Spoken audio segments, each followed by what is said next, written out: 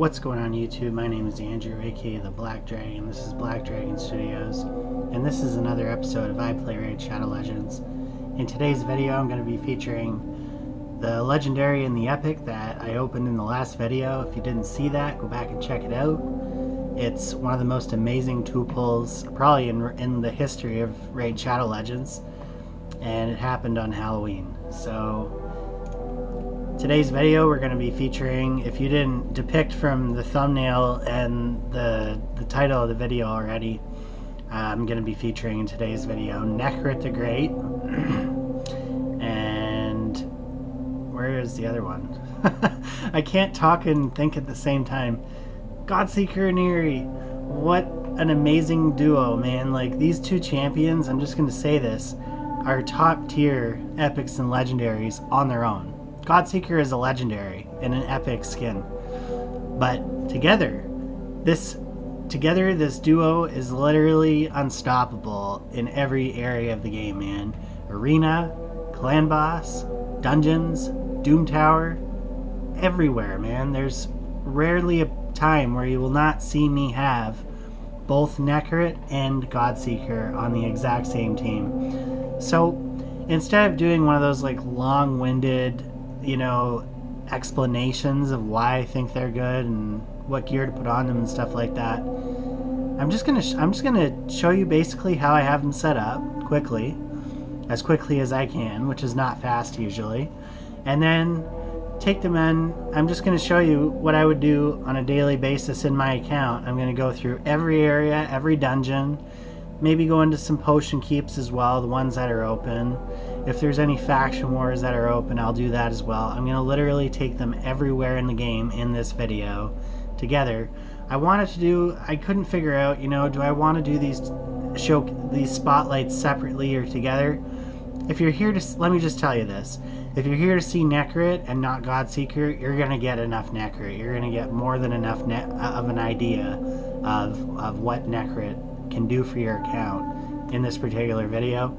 And same thing with Godseeker. If you're just here to specifically see Godseeker and not Nekhret, then that's fine. You know, you might, we might spend a little bit of time here talking about Nekhret's build and this and that, but you're going to see what both of them can do, you know, in the same video. So I figured we'd kill two birds with one stone here. Okay. So let's talk about where I think these champions are best served first. And for me, that's Arena. These two champions on Arena, both offense and defense, have their strong points. Obviously, it's probably a little bit better to have just about anybody on offense because you can control what they do if you really want.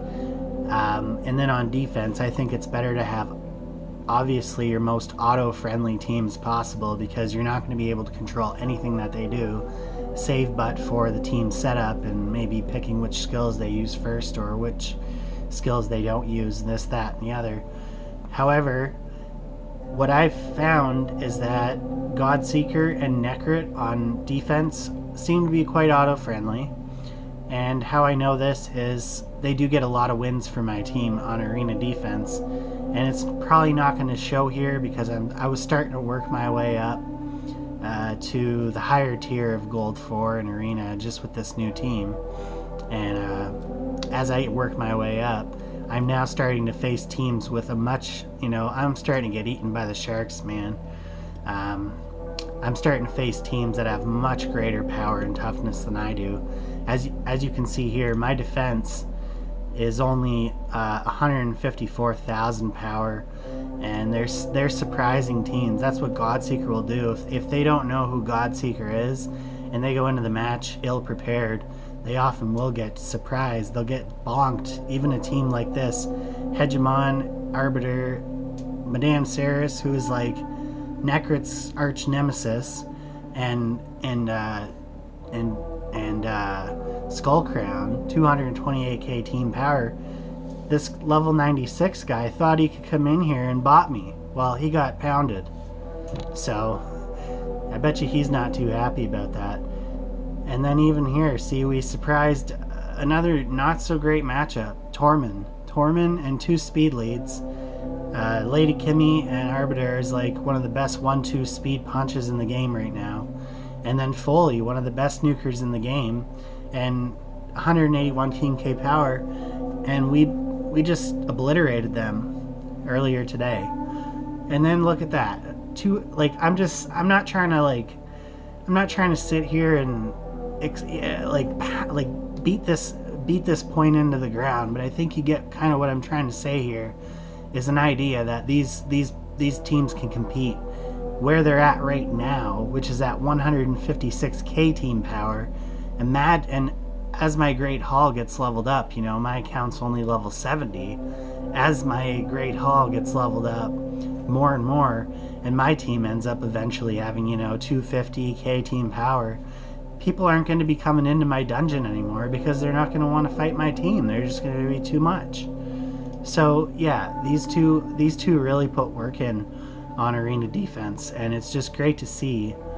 And you know, if we go over to the attack section here, you're gonna see nothing but victories, man. And not just easy victories either against, like, you know, one arbiter or whatever, but I'm facing similar team power and toughness, and I'm usually coming away with the win. So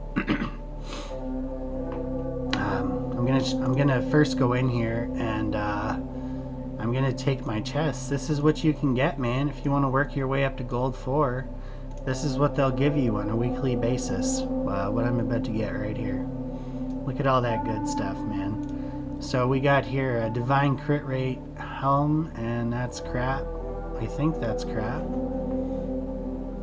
Generally, I would want like crit rate and crit damage on that, so no, that's not good. And here's the best set in the game, man. They give you divine speed set, legendary. That actually has speed on it. So speed, HP, and defense, and accuracy. That'll go on a defensive character, man. That might go on an arbiter, you know, that might go on an arbiter or a madame or something like that. That'll go on a lot of characters in this game, man. That's a great piece to start out with. And then we can go and see if it'll roll maybe 4 rolls of speed or 3 rolls of speed or something like that. When I go to roll it, it would be a godlike piece. Not 6 stars. Excuse me, I don't know what's wrong with me today.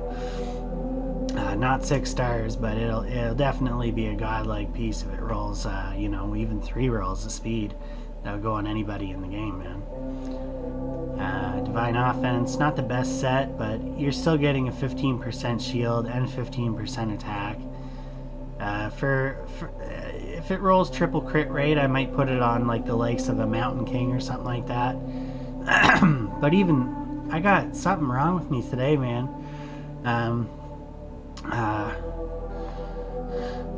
I still probably wouldn't put that on Mountain King because it doesn't have speed on it, and speed is one of the stats that we really need to see on all the pieces of gear for Mountain King. So suffice to say, I'm probably just going to sell this off at some point, but I'll keep it for now just in case.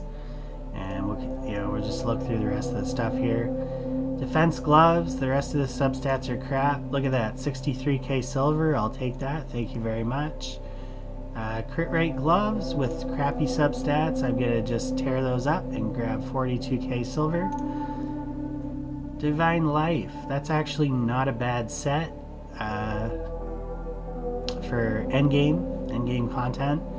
Crit damage, crit rate, and accuracy on it, I might keep that and just see that might be able to be roll triple crit rate or something like that, or triple accuracy and put that on someone later on. Nice little piece here, accuracy, speed, and resistance on a Divine Life piece.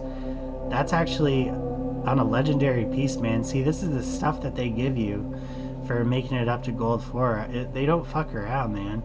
And speed and resistance on this Divine Speed epic piece. So, I might be able to keep that and put it on like a resist madame or something like that later on. I can start building my endgame artifact repertoire right now while I'm still in the mid game. I'm still like pretty much toward the mid game, like pretty much halfway through the mid game, starting to like build out my faction wars teams. The Great Hall's starting to look a little bit better. I'll show you guys my Great Hall right now, so you know kind of where I'm at. Accuracy and force is leveled up fully. I got crit damage and magic affinity, crit damage and force affinity, and I'm starting to build up my resist for all factions. I'm starting to build up my defense for all factions. I have no idea why I bumped this attack up to level 4. I have no clue why I went ahead and done that. But I think the most important ones to focus on at the beginning is accuracy, crit damage, defense, and then resist, and in that order, and then spec into HP and attack a little bit here and there as well, in that order. So yeah,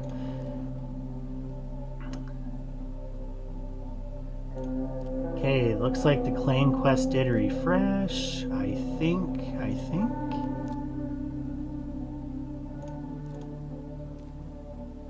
75 energy, I'll take that, yeah. And the clan shop, did it refresh yet? No, it refreshes in 21 hours and 49 minutes. I've been waiting 2 weeks for the rare books to start popping up in the shop again. They were there for like 3 months straight. I didn't need no rare books, didn't buy them, couldn't care less about them. And then I got a Painkeeper, and all of a sudden, magically, the rare books are no longer appearing in the fucking clan shop. Like, give me a break, man. And then I just stopped building my clan boss team because I have no way to get rare books right now. So I just took a detour off Maneater and Painkeeper, and I went, as soon as I got Nekhret and Godseeker, I said, these champs need to be built out right away. Within a day, I had Nekhret built up to level 60. He has pretty good gear, man, but we're gonna do Godseeker first because I do have her geared out better. And honestly, I mean, both of these champs, I don't know, man, who's better, honestly. The jury's out on that one. They're both used together, so I really haven't had a chance to like separate them and see who really performs better. They're just both epic god tier champions that can be used anywhere in the game, so I mean, I can't really say who's better at this point, but they're better together is what I'm trying to say. They're much better together. If that even makes sense. Like, they're just so good alone, and then just putting them together just makes them so overpowered, it's ridiculous, I guess is the best way I can say that. So we'll take a look at her skills first, and then you'll kind of understand why I have her built out the way I have her built out. She has Guardian Angel. It's her passive, increases the amount of healing allies receive by 10%. That's a pretty good thing, man. Like, you know, if our allies are receiving more healing off a passive, that's always there. It's, you know, it's just there. That's great. And then the active effect that does have a cooldown is the Revive on Death. So whenever a guy's about to get killed, she just places a Revive on Death on them instantly, and before they get killed. And there is this passive is kind of bugged out, man, because I've noticed it doesn't work sometimes, even when nobody's been killed on my team yet, and there's no block revive on their attack. They go down, and she doesn't pop them back up. There's no Revive on Death placed on them, and I have no idea why that is. It happens in Clan Boss, and I've been seeing it happen in Arena. So I haven't been able to figure out why that does happen or what, but I definitely notice it's been happening from time to time. So, and then it just takes, because I have it fully booked out, it takes 4 turns, and then she can cycle back to another one, you know, if somebody else dies. So really good for Clan Boss, really good for Arena, really good anywhere in the game, but excels in Clan Boss and Arena. I think those are honestly her 2 best areas. But again, it's like we're like picking at straws here, man. Like these 2 are so good everywhere in the game that there's really no weak areas for them. There's like, it would be like a 4.9 here and a 5 there, so you know, whatever. There's no place where she's gonna be like, oh, she's just average here, or oh, Nekhret's just average here. You're never gonna feel that way using even these champs on their own. I can guarantee you that. That is how amazing these champs are, man. These are my 2 favorite, by far, my two favorite champs in the account at this time. Not just because they're shiny new toys, literally because they came in and made an instant impact on the account so great that it was impossible to not notice. Okay, so she does that cool little thing. And then she also has a revive on her A3, which revives a dead ally with 50% turn meter, 50% HP, and resets the cooldown of all her skills, making this one of the most unique revive skills in the game. Nobody else has that. She's the only one in the game with that. Okay? Attacks all enemies on her A2. She does deal this damage with her defense, so her defense can be pretty high, and she can deal a fair amount of damage. But she's not going to be nuking people. She's not going to be doing a whole lot of damage.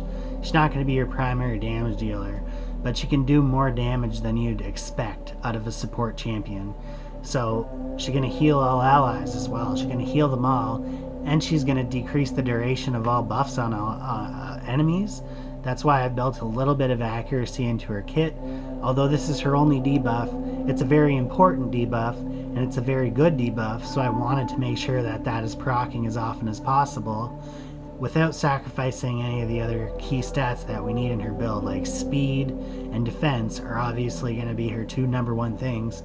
And then for me, I would, instead of prioritizing crit rate and crit damage, I think this debuff is much more important and relevant, because we have people to do damage, but we don't have really anybody except for Arbiter that can remove buffs from enemies, and she can only decrease them by 1 turn. So with Arbiter and Godseeker, we can now decrease the buffs on our enemies by 2 turns, potentially wiping out all of their buffs, because most buffs in this game only have 1 or 2 turns.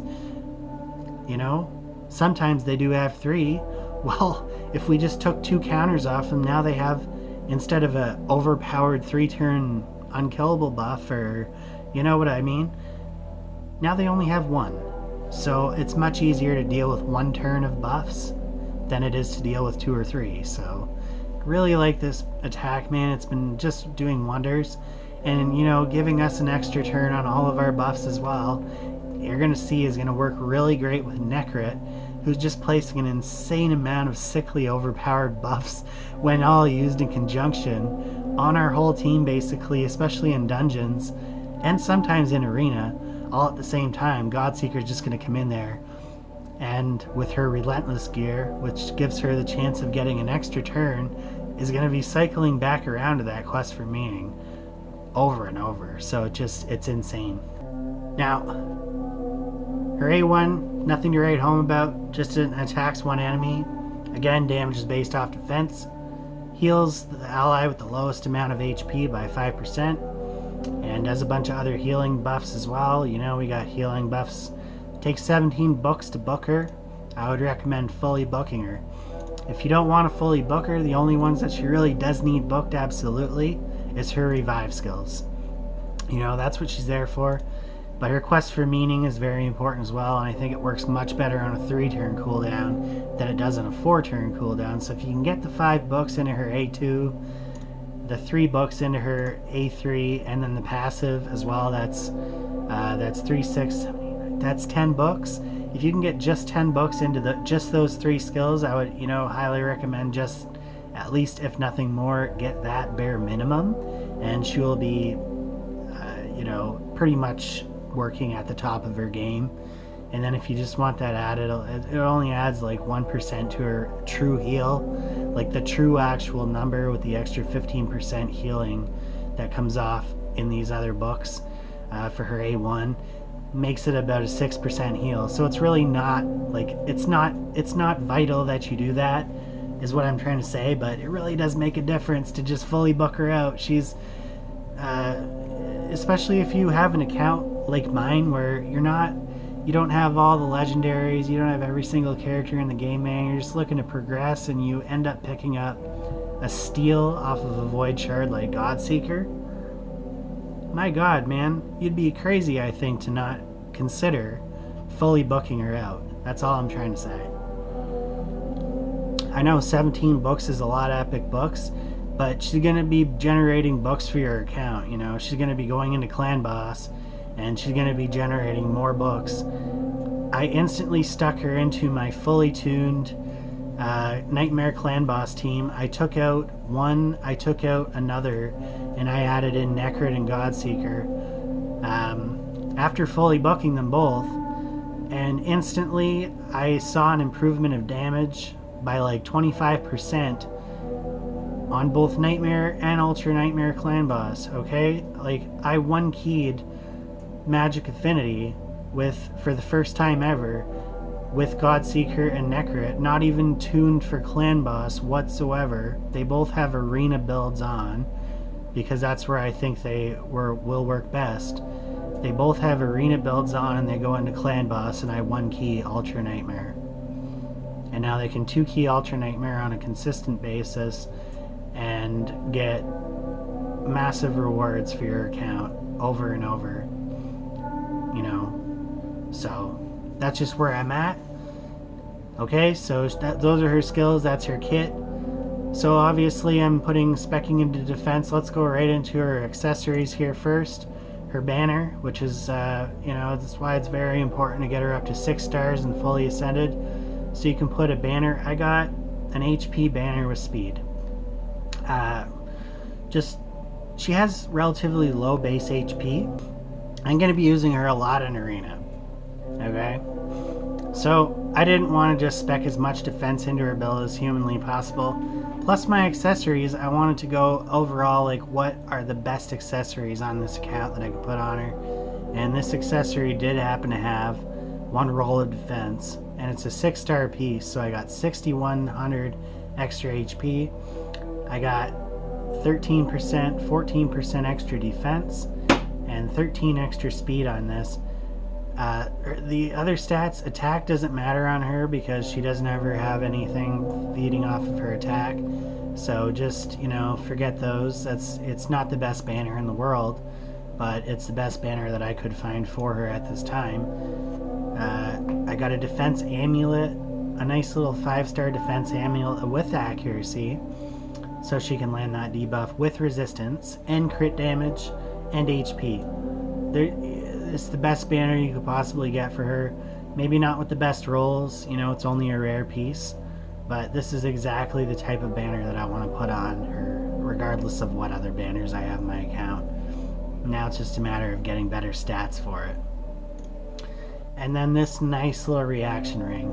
If I could put reaction ring on all of her stuff, just reaction, it's 25% chance to change critical hit into normal hit when attacked before the first turn. She's never going to get killed ever in Arena if she has 3 reaction pieces on her, because she's just going to change those crits into normal hits, and she has such high base defense and now her HP is decent as well, that she's just never going to die. She's always going to get a chance to go,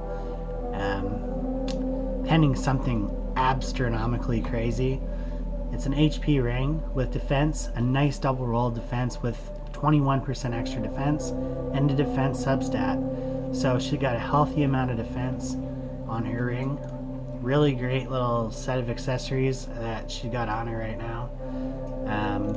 I'm just going to show you her total stats. Maybe this would be a better outlook to start off with and then kind of figure out how we got there. So her most important thing is speed. 219 speed. I'd like to get that up as high as possible, but I also want to keep her speed tuned with the rest of the team.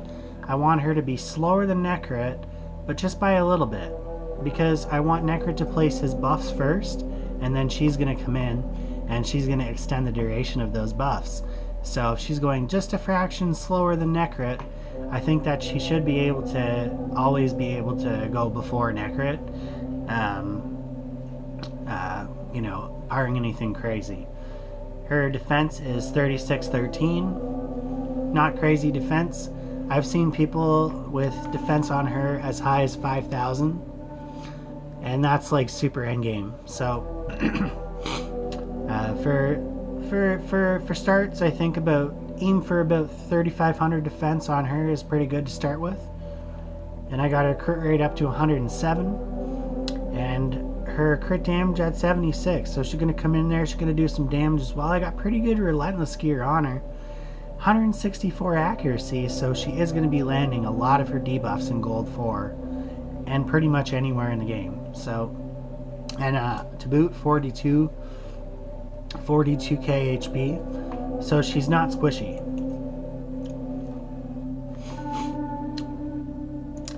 So for the gear, I obviously, like I said 5 times already, I think the best gear set to put her in for arena is a relentless set. A relentless set or a reflex set. But I think relentless is better in, like, for bursts. Burst healing and burst cooldowns and stuff like that. Why I say this is because this can string like 2 or 3 extra turns all at once and just blow them out of the water. You know, but she doesn't need it. That's the craziest part of it. She doesn't absolutely need this to work. It just may, you know, she'll steal some wins. This will work. She'll come in, she'll steal some wins. With this working, they won't know that she has it. So, you know, she'll proc an extra turn, get a kill, or, you know, go right back into a revive, or a quest for meaning. And it's just crazy, man. Like, relentless gear, I'm not going to sit here and spend too much time talking about it, but you're going to see her in action here in a moment. So what I spec in here on speed boots is crit rate, crit damage. I got hella good boots, man. Fucking 5-star with a double roll of crit rate and HP percent. Like, what more do you want, man? What more do you want out of relentless boots? I got crit rate gloves with a double roll of HP and a double roll of speed, defense percent, and crit damage. Like, you're about to see that this gear is actually really good, man. This is why, if you want to get this stuff, if you have a chance to win a tournament, go ahead and win that tournament, man, because you will get sick relentless gear. Look at this gear. 6-star weapon with triple roll of speed and a roll of crit rate, accuracy, and HP percent. It was almost like this gear was made for Godseeker, and the funniest part of it all is I got most of this gear right after winning a tournament as I was building out Godseeker, as I was about to gear her up. This helmet has double roll of speed, resistance, accuracy, and HP percent. Like, I was blessed, man. I was blessed, and then I threw a 2-piece accuracy artifact on her so I could get an extra 40 accuracy with a double roll of crit rate, defense percent chest. I think it's much better to have defense percent chest on her than HP percent, with a double roll of accuracy. So it's just, you know, this accuracy is just ballooning right now, and I don't even have void accuracy in my Great Hall that buffed up yet. And then on the shield, I got a triple roll of defense, and I got a roll of speed, accuracy, and crit damage. Godseeker, just looking really good. She's one of the most amazing looking champions in the game with that blue sword, famous blue sword. Once you see her once, you'll never forget her. Once you see her defeat you in arena, you'll never forget it. You'll never forget the beating that Godseeker will give you in arena. She's just unbelievable. And the best part is that this build can be used anywhere in the game. Anywhere in the game, man. Okay? Okay, Nekhret the Great. I don't know, man. Pick your poison, basically. Like, who do you think is better, Nekhret or Godseeker? They're both just looking so good, man. Like, look at this guy. Badass. Another defense champion with an amazing shield. He's got this weird-looking, like, staff weapon that just would... It's too big. You can't even show it on the screen. He's just unbelievable. He's got this, like, abdomen that's, like, half eaten out. Looks like he's been, like, eaten in his grave or something like that, and then, like, rose from the dead. The coloring on him, I think, is much better than Godseeker. If I'm comparing him to Godseeker, but, like, I don't even really know what to say, man. You got 2 daggers on his side. He's looking ready for battle. that's what I'll say about Nekhret. He's got this weird looking like insect. I think he's like a dead insect. Or he's, like, maybe he's not. There's like this warrior that killed an insect, killed like a beetle or something like that, and now he's just like wearing it as his like battle gear, and it's glowing. So there's something very like eerie and like not of this world about Nekhret. Okay, so there's so much to talk about in his kit. He's got an ally resistor in all battles. I love that. Places a block. Oh man, I didn't even go through Godseeker's Masteries. Please don't shame me in the comments for that big mistake. Okay, so I just spec'd in defense. I went defense, tough skin, blast proof, and then right down into Resurgent, which is 50% chance to remove one random debuff when they lose 25% of their max HP from an enemy skill, which is nice. Delayed death, which is nothing to really talk about. It's just good. It's okay. And then so we can get into Cycle of Revenge, which is increasing her turn meter whenever allies are attacked with a critical hit, which is really nice. And then on her, Retribution, I mean, there's nothing really great about Retribution on her, other than like proccing extra healing for your off of her A1, but I didn't really have anything. And then the support tree. In the support tree, I went with HP, and then she's a healer. She's a great healer, so I got Lay on Hands, and then I got Healing Savior. So she's just gonna get more healing out of that. And then I went with a little bit of healing whenever an enemy is killed the first time in each round.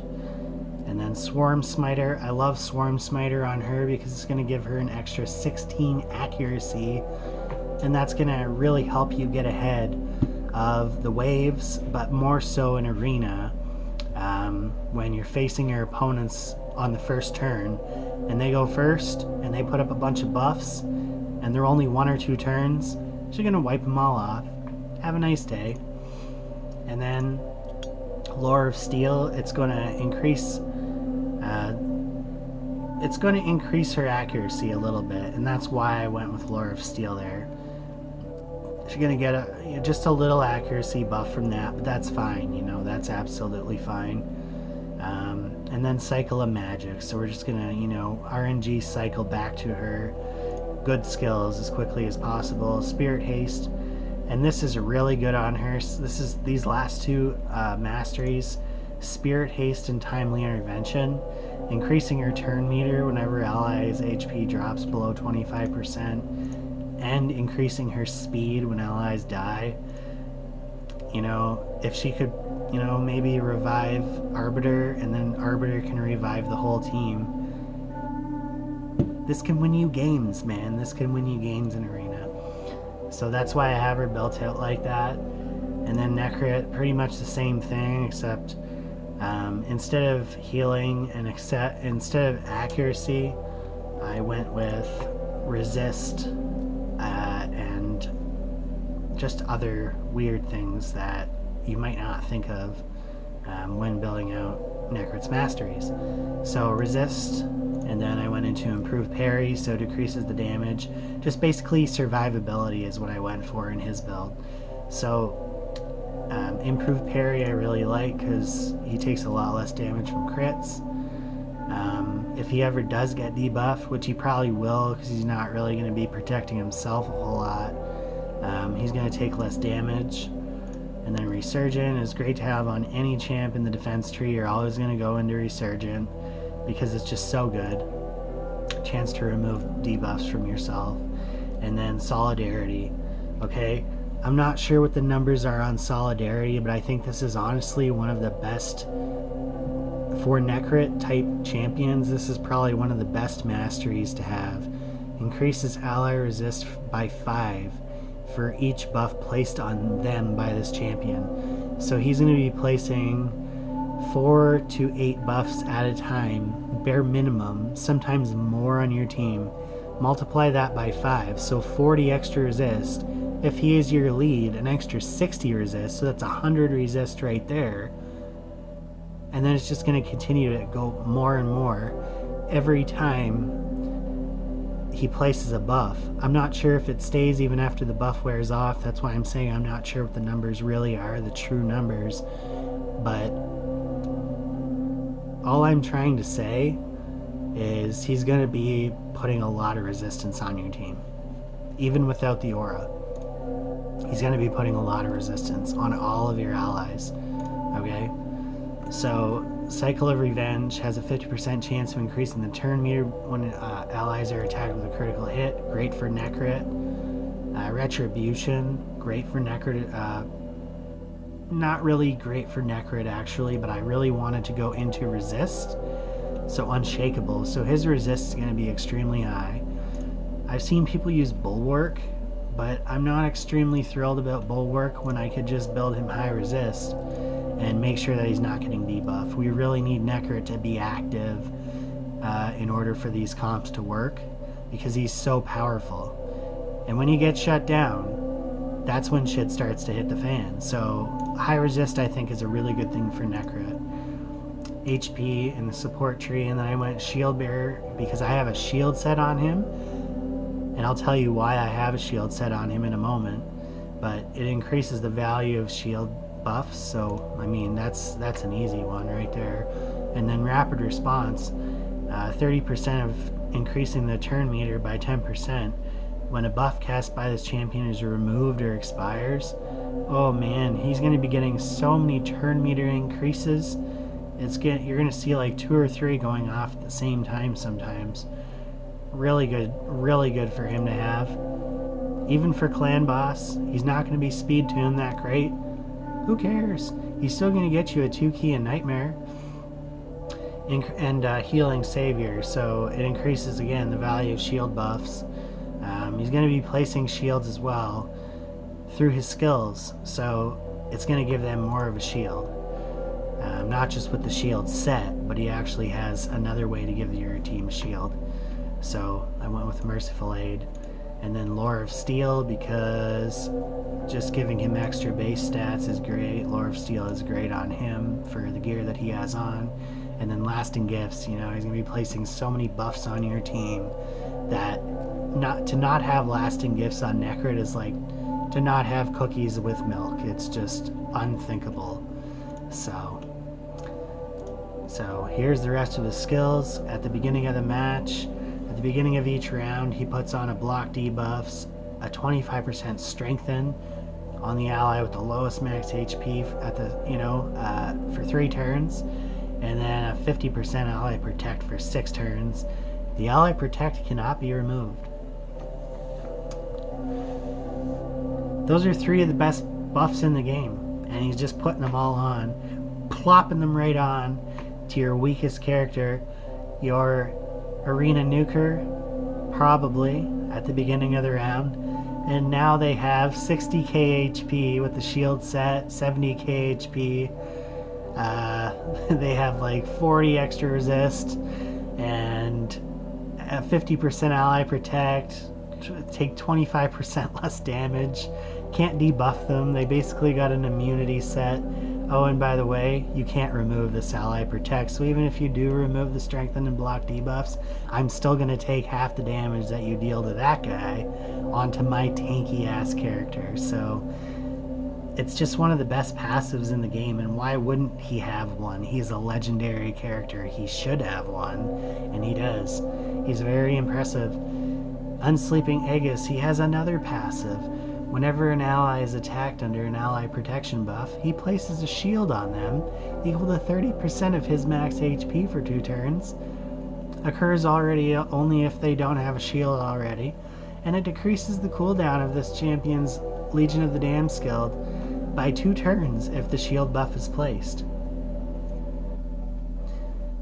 That's something I often forget. I always go, how does his Legion of the Damned get cooled down so quickly? This is how it happens.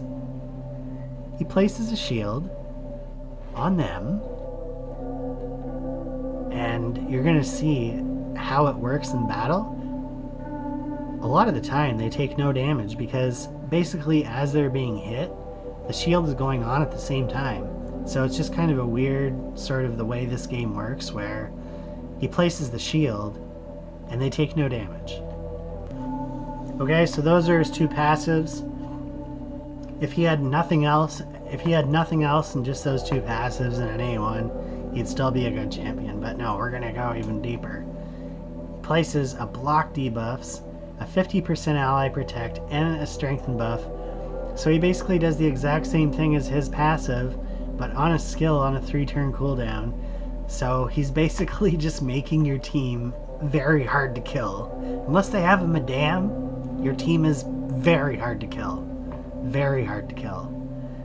It basically forces your team, your opponent, to have a madame, and even a 𝓬𝓬𝓪. A 𝓬𝓬𝓪 and a madame is pretty much like the worst thing that you could ever see from your opponent. But even if they just have a madame, that's the only thing that they could have that really screws over Nekhret. And then his Legion of the Damned. Basically what this is, ally attack. So anybody with an ally protect that's been placed by him is going to ally attack with him onto the selected target. If no enemies are killed during this turn, it's going to grant him an extra turn. Essentially making his Disturbing Infusion on a 2-turn cooldown.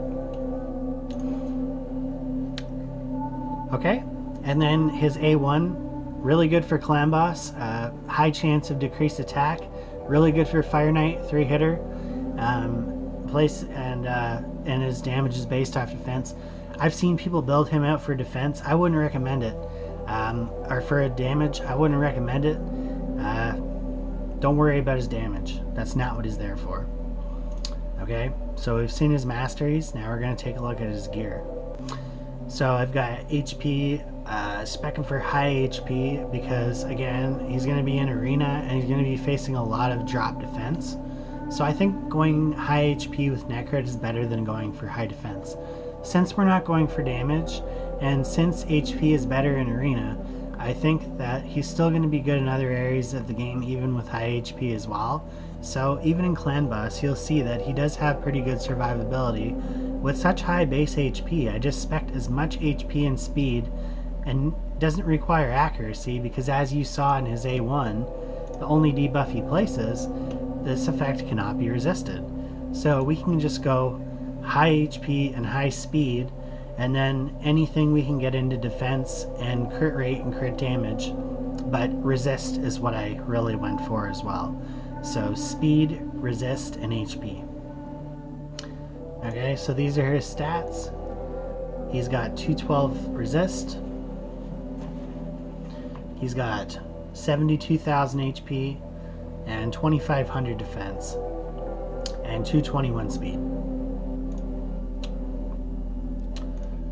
With a shield set, so he's gonna put, and that's another reason too, right? Because here we go with this slow blue stacks on a very fast computer. Any of you guys ever have that issue as well? A really slow blue stacks with a very fast computer? It just makes no sense. So yeah, because as you see here, the 30% HP ally shield, so it's 30% of his HP is going to be applied as a shield at the beginning of each round to your team. So the higher his HP, naturally the higher the shield. So of course I would like to get him into HP boots if I could get his speed to around 220, but I couldn't. So I just went with speed boots. So speed boots is fine, but that's because I couldn't get the good speed rolls on the rest of the gear. Every time I click on this banner, it takes 10 seconds to load. HP banner with speed. I got a nice double roll of speed, HP percent, and defense percent. And then I went with an HP amulet with resistance and defense. And then on the ring, I went with defense with HP percent and HP. And then I went with 2-piece speed as well, okay? So I got his speed up there, HP gloves, with a single roll of speed and defense percent and resist. And then I went with, for the weapon, I got a roll of speed, a roll of HP, and some more HP. For the helm, I got a little bit of crit damage, but more speed and more defense. So not the best helmet, but it'll work. The main thing is just trying to get as much HP, and this is a 6-star helmet, so it's going to give a lot of extra flat stat HP. And then for the shield, I got a double roll of speed with HP, crit rate, and crit damage. And I went with an HP chest. I think that's the only way to go for a shield set, especially if you can't get HP boots. Like, I think it's just a necessity to get an HP chest, even if you do have HP boots. And I got just one roll of speed on there. So again, you know, as you can see here, it's not crazy gear. It's really not. Like, other than the HP percent and the speed on the chest, what else is there that we would want for this build? Nothing. There's nothing here. So, a lot of improvements that could be made on Nekhret. Resistance on the boots. But again, there's nothing else on this gear that we would want other than just that resistance. All this other substats are crap. Yeah, okay, so you've seen the Masteries, you've seen the gear. We're only 48 minutes into the video, holy crap. Yeah, so we're going to go every area of the game. Let's see first if the faction crypts are open for either or. No. No, they're not. So obviously you're going to want to see them in arena, I'm guessing, because that's, you know, that's where they're going to be used primarily, is in arena. And we just did have the reset, so I'm back in Gold 3. There's going to be a conglomerate of Gold 4 teams right now that are just in Gold 3. I'm gonna refresh, maybe use some gems, try to get some solid matchups that you would see on offense and on defense, a couple of each, just so you get a general idea of what we might have to face. Any team with Madame will do offense first. I generally avoid it. I generally avoid it, especially if there's a Spirit Affinity tank. I generally do avoid it because our nuker is Force Affinity, so I don't really mess with that a whole lot. I mean, there's a way I could beat that team.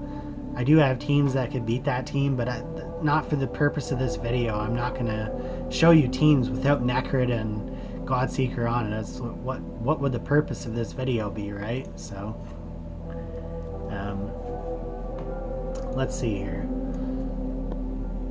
This actually might be a one that we could steal. They do have a Mother 𝓬𝓐, but it's not a really good speed lead. I noticed people using Mother 𝓬𝓐 as their speed lead. I wouldn't do that, man. That's not, and I'm going to show you why. Unless they have a really fast team, they're just going to get outclassed by Arbiter. You have to have a way to deal with Arbiter. So unless they're going to surprise speed me with like a really fast Madame or a really fast Seeker or something like that, they're probably just going to face impending doom. They do have one of the best nukers in the game. 𝓬𝓬𝓮𝓵 or whatever.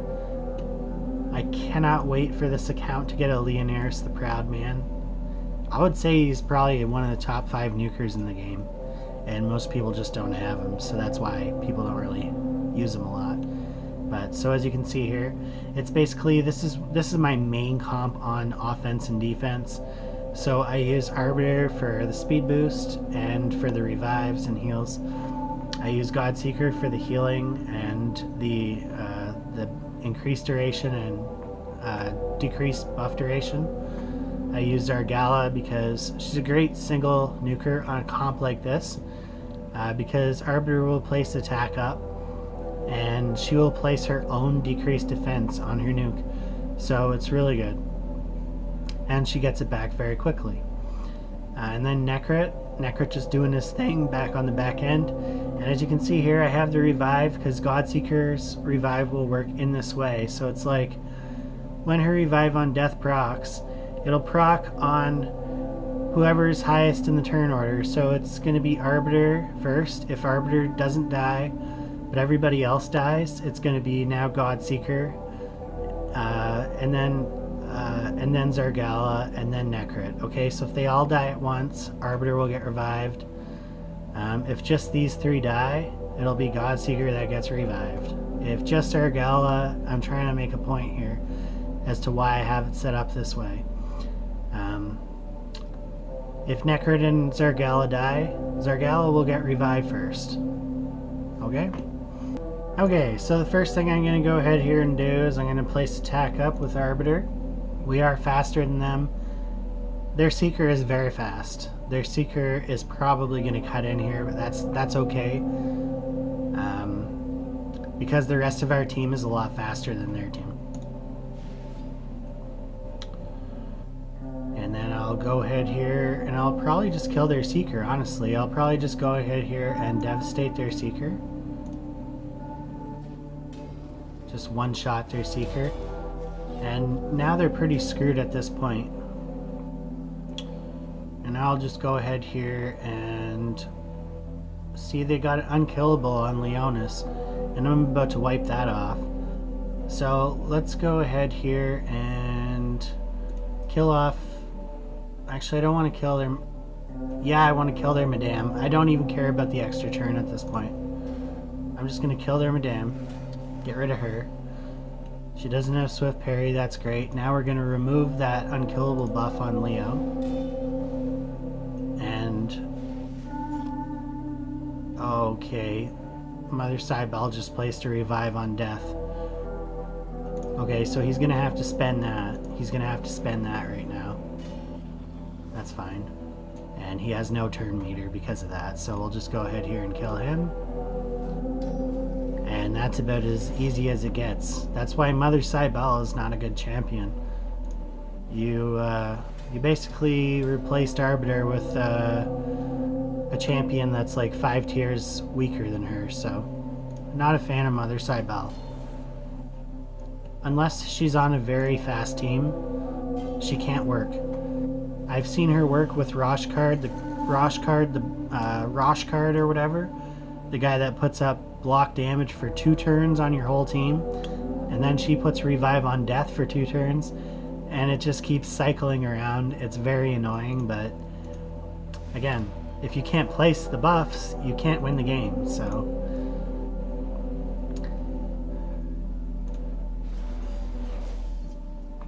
So right here, let's count it up. The resist for the solidarity buff, the masteries, 5, 10, 15, 20, 25, 30, 35, 40, 45, 50, an extra 50 resist right now, just off solidarity for the whole team.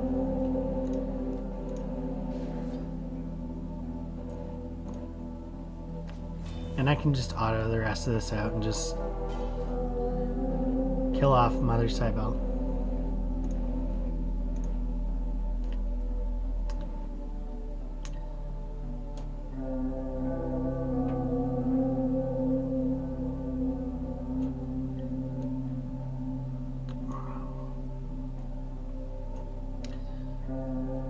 Let's see here, we got Duchess, Hegemon, Ninja, and Magnar.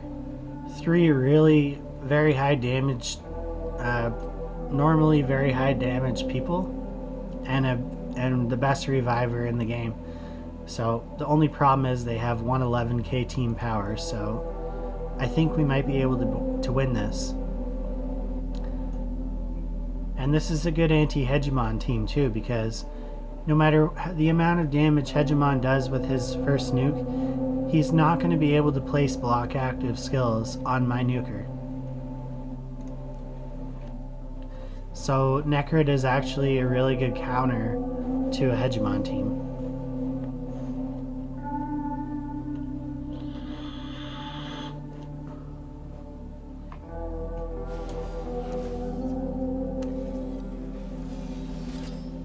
Hegemon always goes first, no matter, unless there's 2 Hegemons on the battlefield, the fastest Hegemon will always go first. Start the match.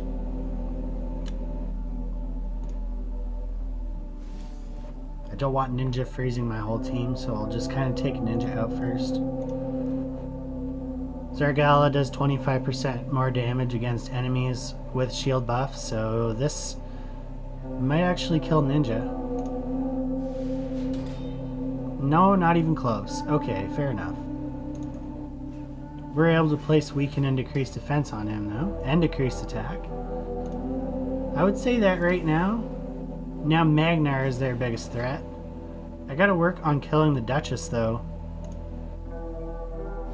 I don't think Magnarr can kill my whole team.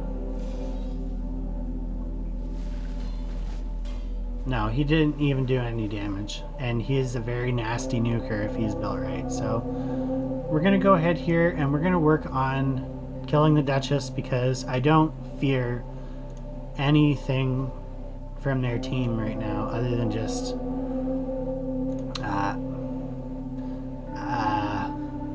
I guess just maybe not being able to kill them. So we gotta kill the Duchess.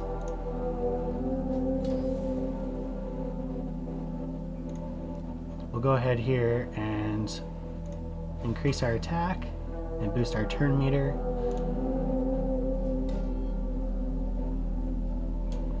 And now go ahead and ally attack Duchess, and we're gonna get in with 𝓬𝓭𝓪 and Arbiter.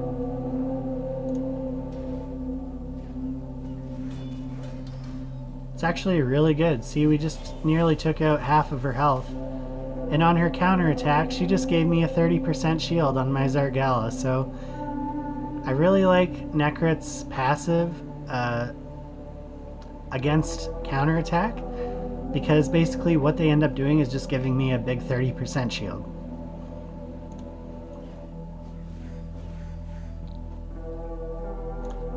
And then we're gonna see this buff, this buff, this buff, this buff, and this buff. All of just one turn, so we're gonna pretty much wipe off all their buffs right now.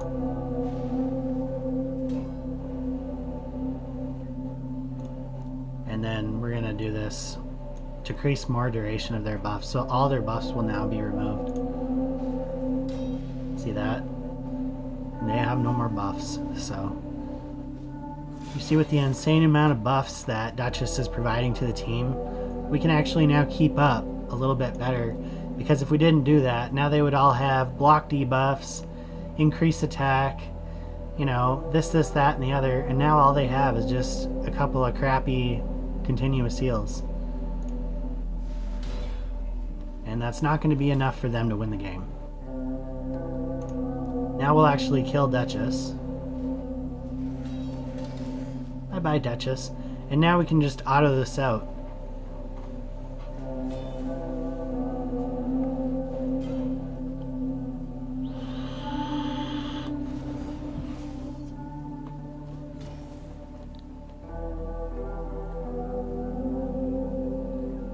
$10,000 damage with an A1 on a character that does not supposed to have any damage is actually not bad, man. Let's see if we could find one more team here.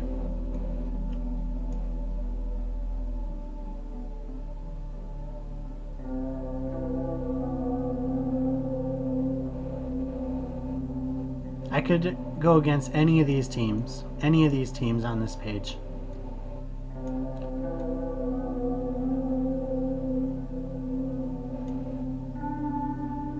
Except for these teams here. And I probably wouldn't even go against this team either. But all the ones down here I would face, but they're just going to be too easy of wins. So I'm going to refresh the page.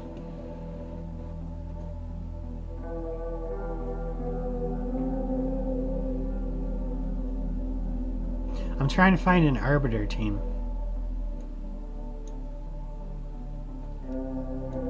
One that would actually be faster than my team, so I could show you like what it would be like to go second. I want to show what it would be like to go second. So here's an Arbiter, Deacon. They're going to be faster than me. 𝓬𝓭𝓪 the Chosen, and 𝓬𝓭𝓪𝓮.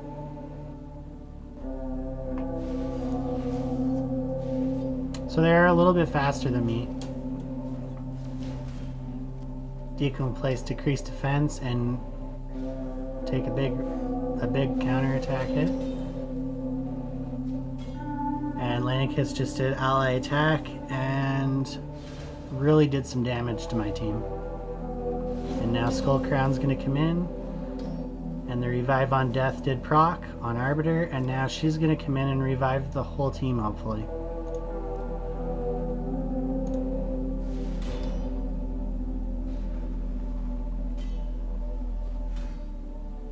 Oh, stay alive. There we go. Now she'll get an extra turn. And they're pretty much done at this point. Unless 𝓘𝓭𝓮 can pull out some shenanigans here.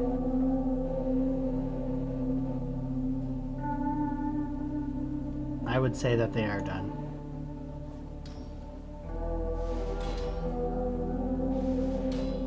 Yeah, so that's kind of how that works.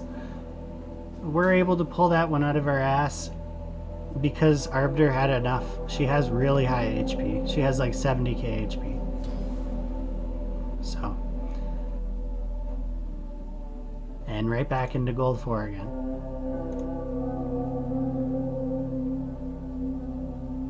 That's kind of one of the closer, sort of more evenly matched up teams that we're going to face in gold 4.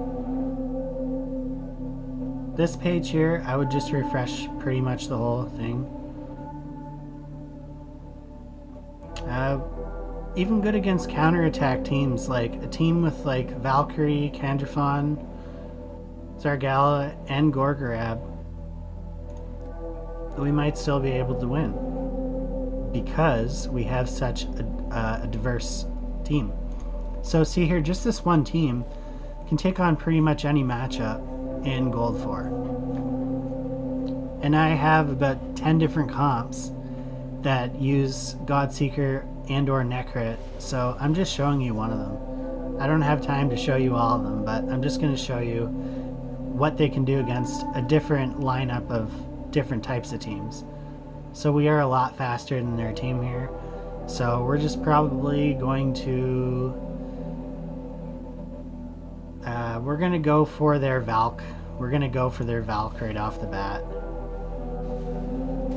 Okay, so their Valk did cut in. Not sure how that happened. I think her jealousy passive kicked in whenever a buff's placed on my team. Increases her turn meter by like 10%. So that's how that got turned around. So we'll probably just go for the 𝓬𝓩 then. To make it easier, we'll just go... 𝓬𝓩 is going to be doing a lot of damage. 𝓬𝓪𝓵 is going to just die in the crossfire, so I'm not even going to go for 𝓬𝓪𝓵.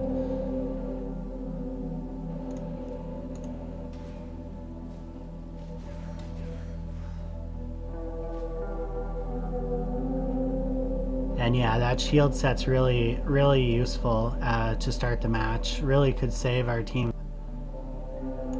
I'm going to protect Arbiter because I did not want her dying.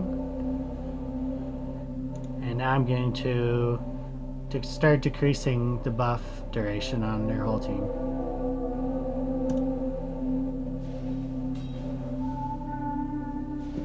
Now they only get one counterattack turn.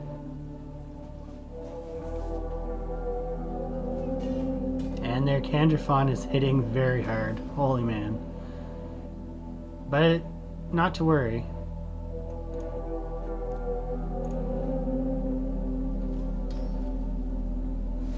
Because he's only going to be able to kill one at a time.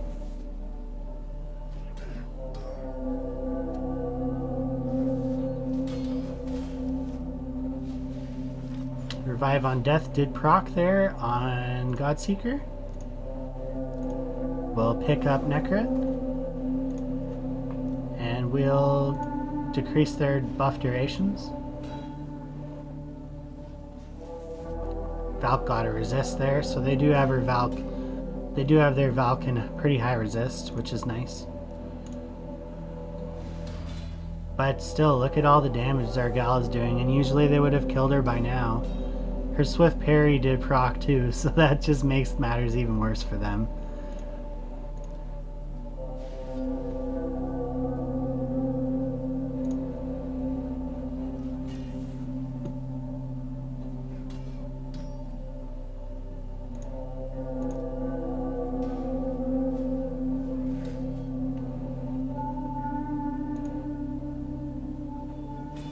And that's that. So really, really good match up there. And now I'll try to find some matches that I could just fully auto and show what it would be like on defense.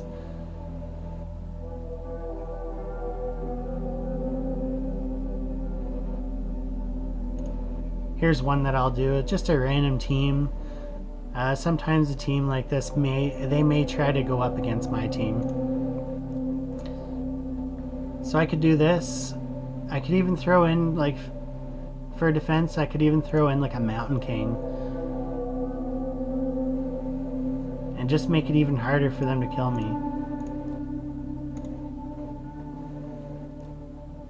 The only problem is, Nekhret will not target Mountain King on auto as the first target for his ally Protect. So it's kind of awful if you think about it, because Mountain King is doing a lot of damage with his ally attacks. So it kind of sucks, but...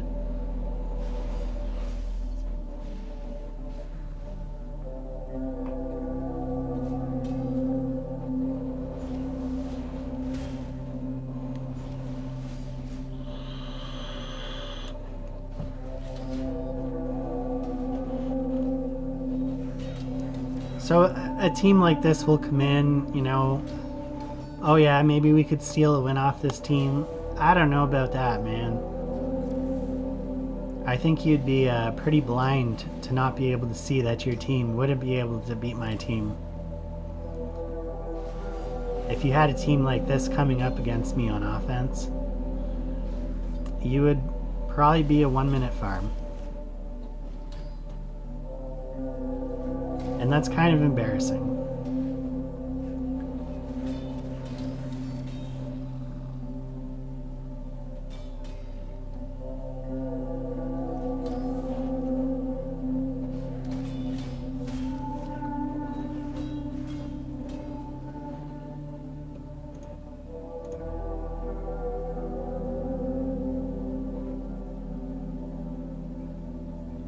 Okay, let's go up something a little tougher. We'll go up against a Madame. You're going to see a lot of Madame on defense. You're going to see a lot of Arbiter and a lot of Madame, so get used to it. If you're going to be using Nekhret and Godseeker, that's pretty much what you'll be facing on defense. So if you can't beat those two, then you may as well just put up a different defense. You have to be able to play against the meta, right?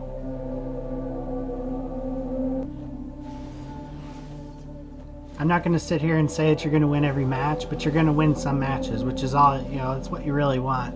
You want to be able to hold your position with your defense in arena. You know what I mean? You're not going to want to get, you know, everybody's going to want to go up against your team because you're the weakest team in the pool of players. Every time they see your team, they're going to go, ooh, easy win.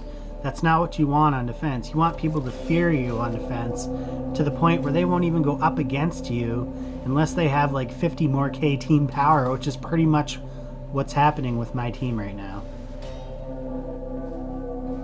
Now, as you can see here, the auto is a little bit more finicky. Like, you're going to see a lot of spots where Arbiter will waste her revive to boost the team's turn meter, and Nekhret will not place the ally Protect on Mountain King, but they'll still win. That's how good they are.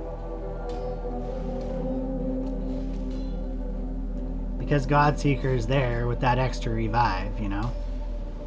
And that extra bit of healing.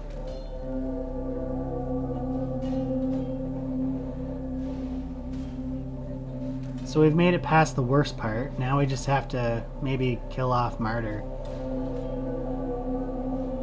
And then hopefully get 𝓬𝓪𝓮 before he gets his revive all.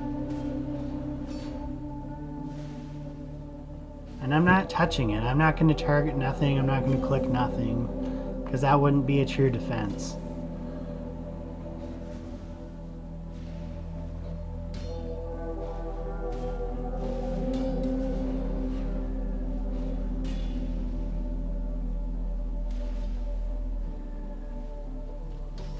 Yeah, see, I wouldn't have done that. I wouldn't have used the enforced humility.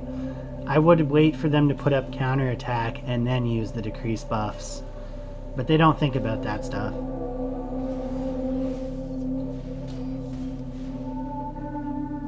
But they're still not going to have enough power to kill my team, see?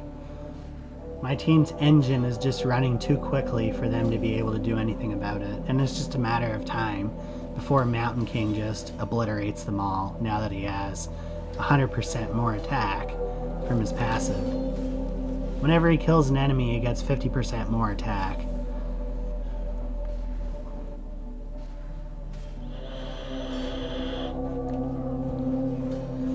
So this is what you want on defense. You want to grind out teams and just make them earn their wins. If nothing more, make them earn their wins. Make them come in and make it a 5-minute win or a 7-minute win. You know, you don't want them to beat you in 20 seconds. You want the match to go as long as humanly possible, to the point where they're so pissed off that they just rage quit. And now all they have is a measly little madame. Because they can't kill my team. They cannot keep anyone down. The best thing against my team is block revive. If you have block revive with madame and all that, and Kymar and stuff like that, you'll easily be able to beat my team.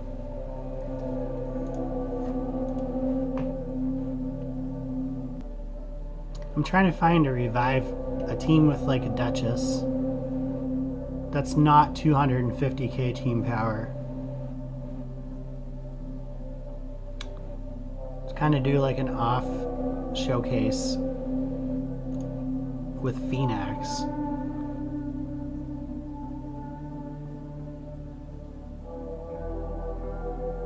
Here we go. We got a 𝓬𝓸𝓷 and a 𝓬𝓬𝓪.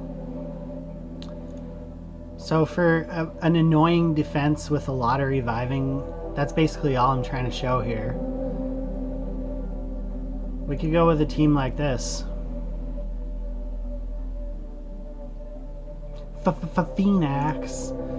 And then just kind of bring in, so we take out Godseeker and just leave Nekhret for this one. And then Phoenix is just going to come in with his ally protect, ally attack, and start using A1 block revives on everybody. So you want to bring him in primarily against Spirit Affinity and Force Affinity, or even Void Affinity, and just kind of avoid, this is more for offense, and then just kind of avoid the Magic Affinity matchups.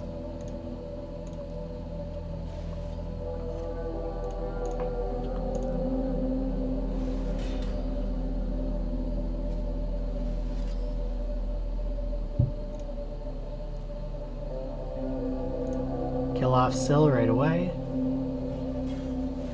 Block revive placed on him. And then what Phoenix also will do, it comes in and places block active skills or block buffs. Or just kills them. Or just straight up nukes them out. So he's a very good utility to throw in there for some weird matchups like that.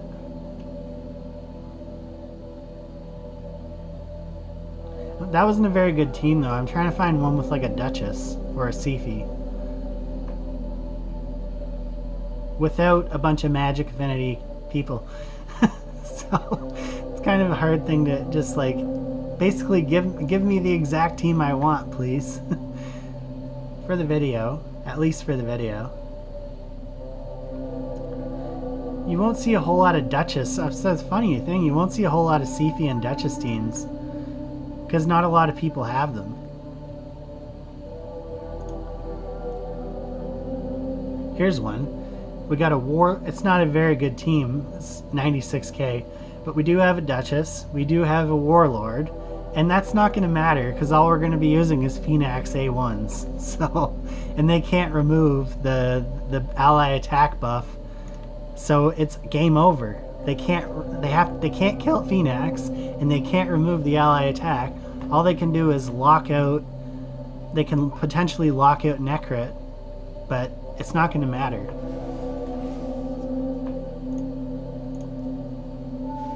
And look at how slow they are. Like, they're so slow. I don't want to kill them off with a nuke, so I'm just going to A1. I would have killed their whole team there, so I'm just going to go in right for their Duchess. And hopefully I can't crit her. For some reason I'm not able to crit her.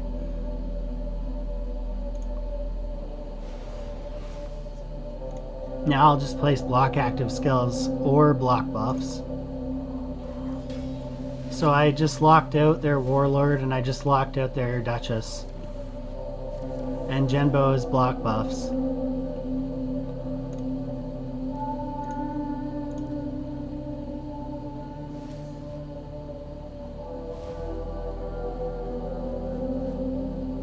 So right now, Phoenix has about an 80k HP with the shield.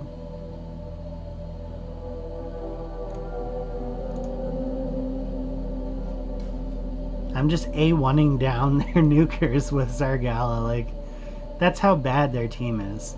Let's go ahead here and then try to kill Duchess again with the ally attack.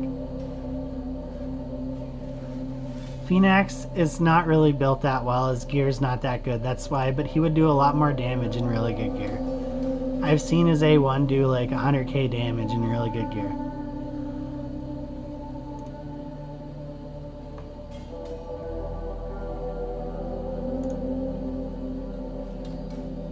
Almost got her there. I actually wanted her to do that, just so that we can just one time start getting in some Phoenix hits here.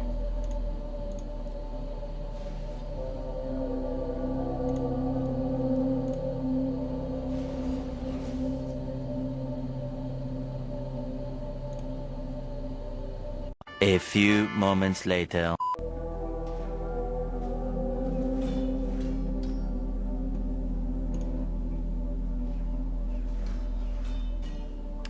It just seems like there's maybe something on Duchess that prevents her. She's immune to critical hits or something like that. I don't know, man.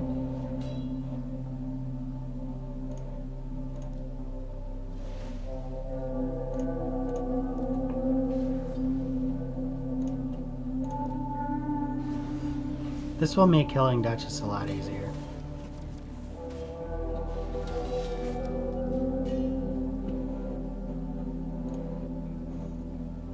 Oh, now Warlord's wide open here, so Warlord's dead. Block revive placed on Warlord. So as you can see there, it's really easy to face a Duchess team that you might not otherwise be able to beat just because of Phoenix.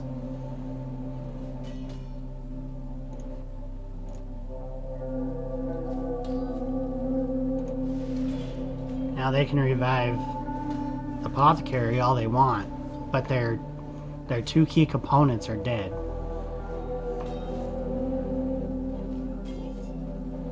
It's not supposed to take 9 minutes, but you get the idea. Okay, so Phoenix pairs really well with Nekhret. Let's go into some other areas of the game.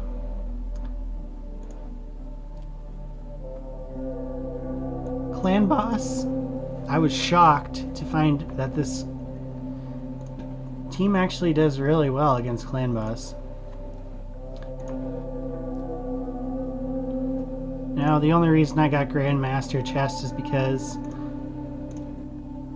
I wasn't even playing,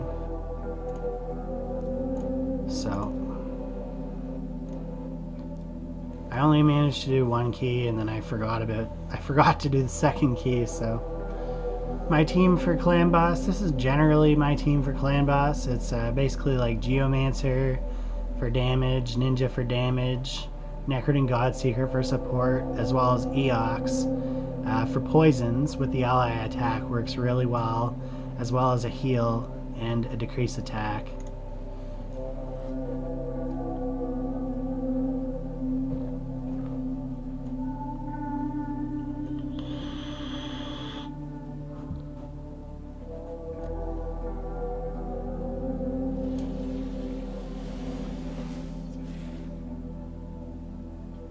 So I like to start off first by placing the ally attack, the ally protect on Eox, so I can get those poisons. I can start getting those poisons and then increase all the buffs on my team. So Ninja now has 8 ally protect turns before that wears off.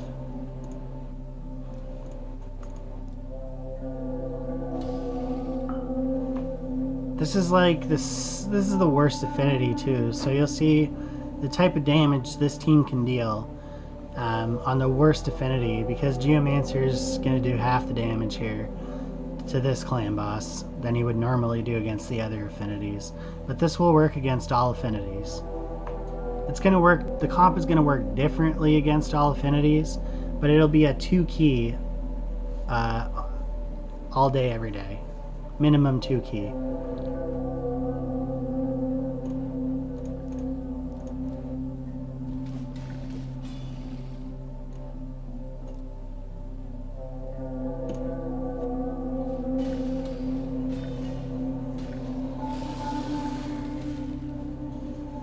So the clan boss too will generally target Geomancer with the stun, which is really great. This is why we're going to go ahead and put Ally Protect on him and block debuffs on him right before the clan boss does the stun.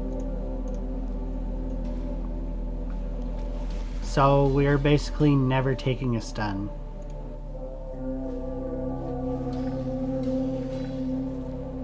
And Godseeker, you won't see her revive stuff start to come into play until later in the match, and it gets really fun at that point.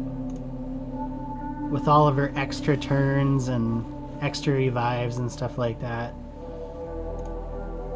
She puts on a show. She could put on a real show.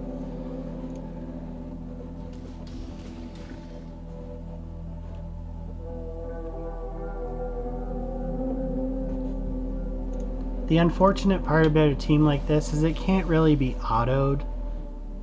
And I really hate that, but it is what it is, man. You do what you gotta do, right? Until you can get that speed-tuned clan boss team. A team like this will work great. So we're going at like a 3-2 ratio. My team's pretty fast. We're all going at pretty much a 3-2 ratio on the clan boss right now.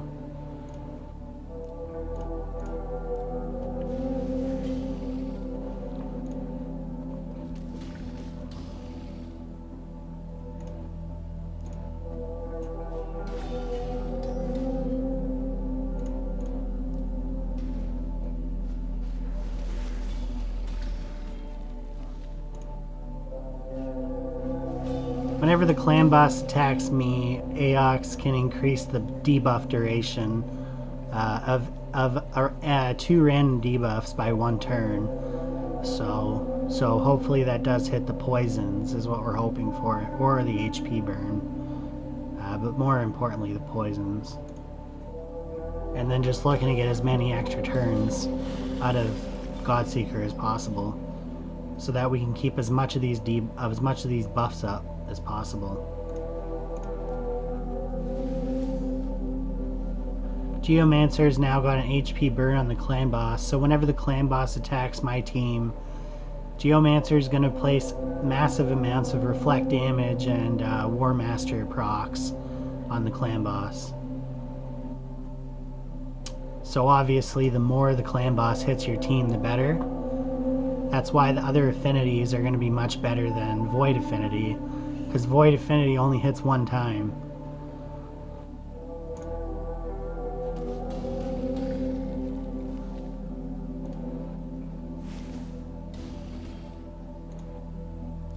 So we got Ally Protect up on everybody. It's not important to have it up on Godseeker right now until the clan boss starts like doing a lot of damage. It's more important to have it remain up on Eox. But I think Godseeker's about to get her increased buff duration back anyways, if I'm not mistaken. So let's go ahead and hope that she is and place it on her. I was wrong. Okay, whatever.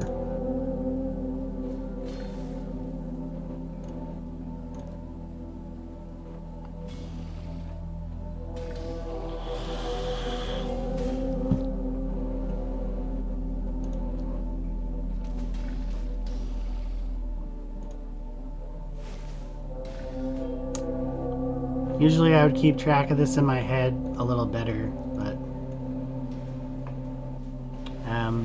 Ninja and Geo will still be able to do a lot of ally attack damage as well, though, with War Master procs. War Master is just a mastery that deals... You have a 60% chance of dealing an additional, like, 60,000 damage per hit to the clan boss.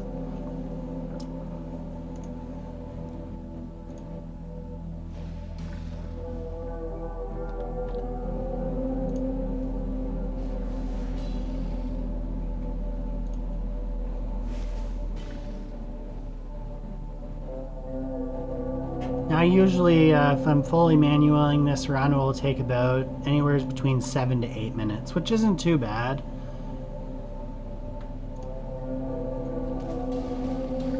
Usually end up with over 20-25 million damage.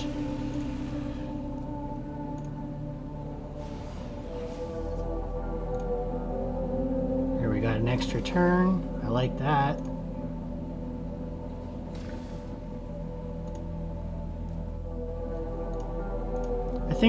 I don't know, I kind of like Relentless Gear a little bit better than Reflex Gear, because if Godseeker strings together numerous extra turns, she can really extend the duration of those debuffs, sometimes by like 2 turns in the same turn, so it's pretty crazy when that gets going.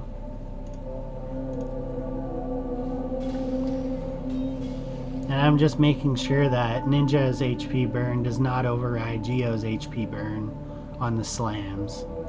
I think ideally you'd want Ninja to be running at like 140 speed or 150 speed to make this work. It's fully speed tuned.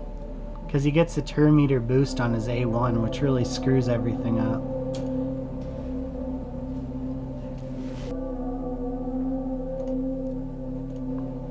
Now I'll start to throw up those on turn 10. I'll start to throw up those decreased attacks for both the slams. Still got a pretty healthy team here. Even at turn 20, it's still full health.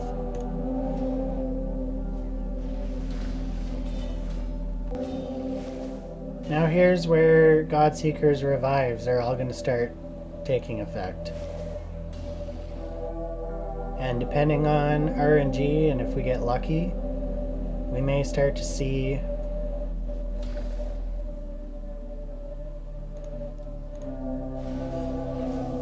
some really good things happening or some really bad things happening, depending on how many people go down at once.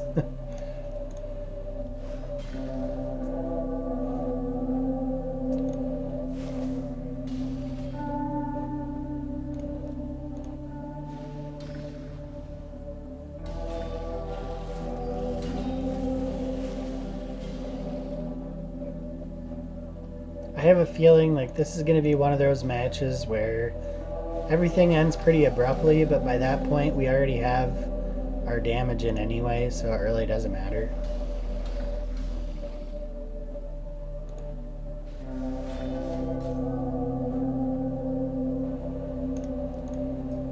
I mean, I guess by all rights it means I could have started full autoing at 17 million if I'm just going for a 2 key. I was pretty confident at that point that we had the 2 key in the bag anyway. But I just wanted to see how much damage we could rack up here. But this is not even a clan boss team, man. That's what I'm trying to say. Now I know for sure he's going to target Nekhret here with this, so I'm going to place the block debuffs on Nekhret. And he killed him anyway. Wow. See, because he doesn't get the shield, so it really doesn't. Probably didn't need it. Since he was going to do that much damage, it was probably a really bad idea to give Nekhret the block debuffs there.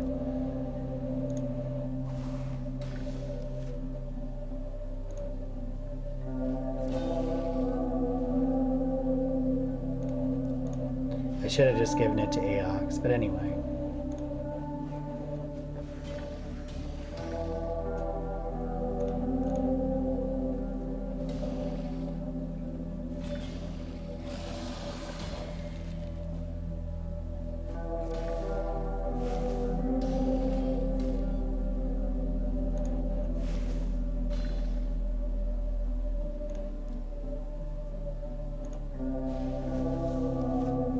And now he's got all of his skills back, so that's really good. I love that revive so much. So now he can just go in here. He can place that on Godseeker is the most important one to keep alive now. Geo has done his damage, and now we're just trying to do as much extra damage as possible. So it really doesn't matter. Like now it's just a matter of putting the ally protect on the champ that we want to keep alive the most. Well, you know, and at this time that is Godseeker, so he's now going to be targeting, as you can see, he's going to be targeting just about anybody now, so with that slam, so with the stun, so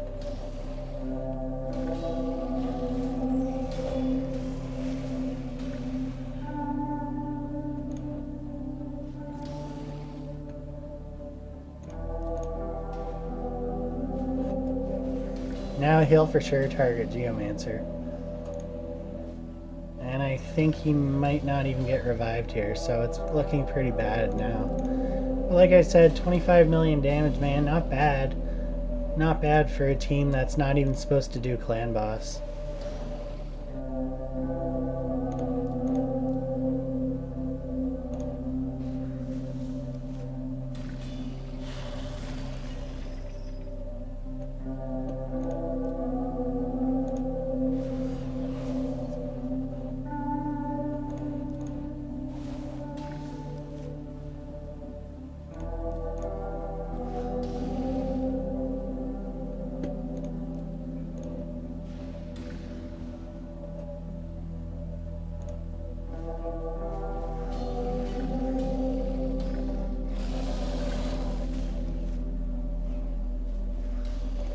Now it can just be auto. There's really nothing more that I can do that would be any different from what they would do.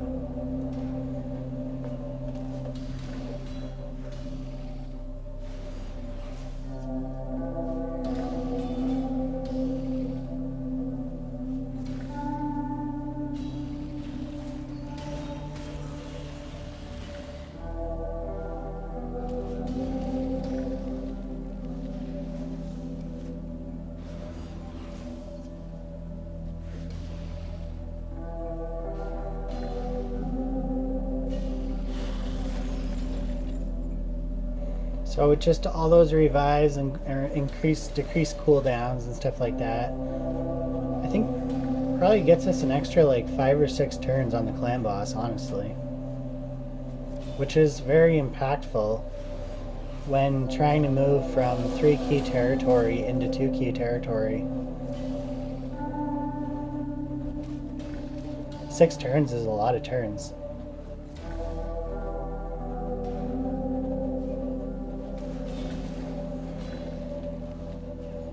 And it could be even more here, depending on the amount of RNG we get. AKA the amount of like extra turns we get. 𝓬𝓬𝓮𝓴 is he's a non-factor at this point. It's just about keeping Ninja alive and keeping the rest of the team alive to try and keep Ninja alive. Because Ninja is going to be doing the most damage at this point. It's easier to keep Ninja alive than it is to keep 𝓬𝓬𝓮𝓴 alive.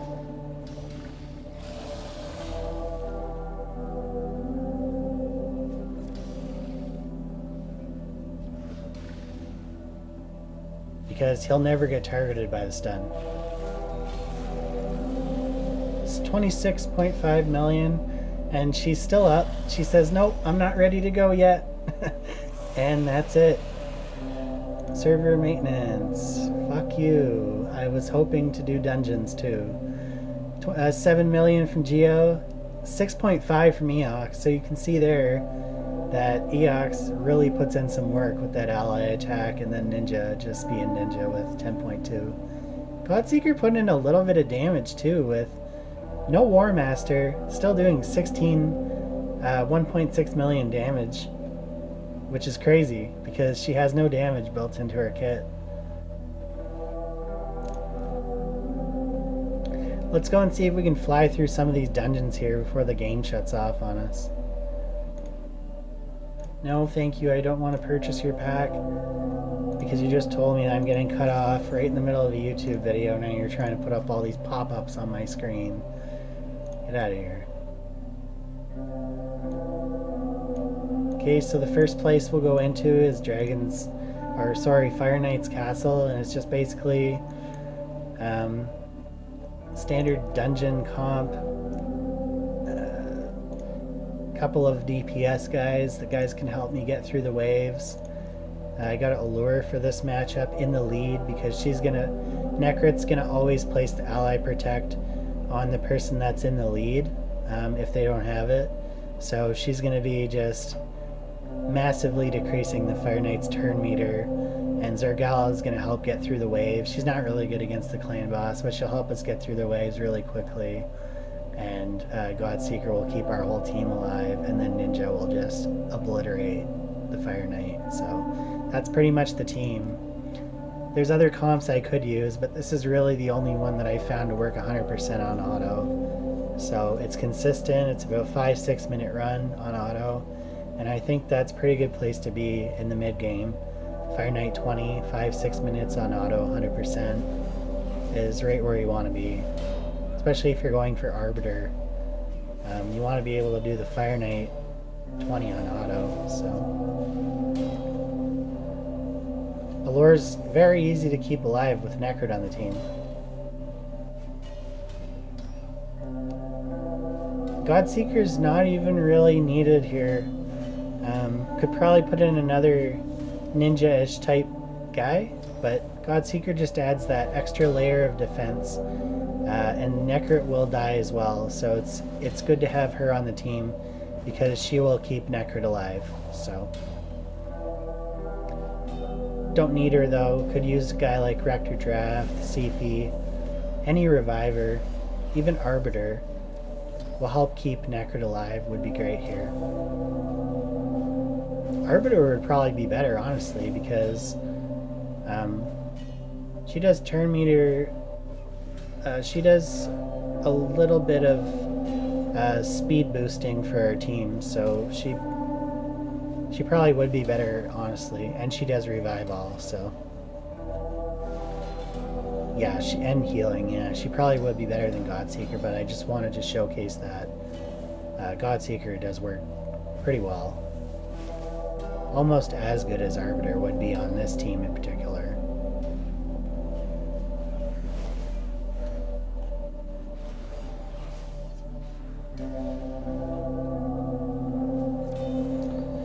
But obviously I wanted somebody that could keep the main objective was somebody that could keep that could basically get Allure going to her full potential, and Nekhret really enables her to do that. You know, he gives her like basically 80k HP and the shield as well to start the round. So that's the hardest part of Fire Knight, is the first 2 turns when he starts trying to place all those decreased speed debuffs on your team, and that first slam is the one that hits the hardest. So if you don't got a team that's able to defend against that, you're gonna place yourself in a really bad spot. And then you got these random spots too where they will just obliterate even through all that shield. There's one guy on this wave that does like 100k damage to Allure, so even with the shield on and stuff, he'll still kill her. She can get popped back up again by the reviver. So you're never in danger of dying with Godseeker on your team in a dungeon.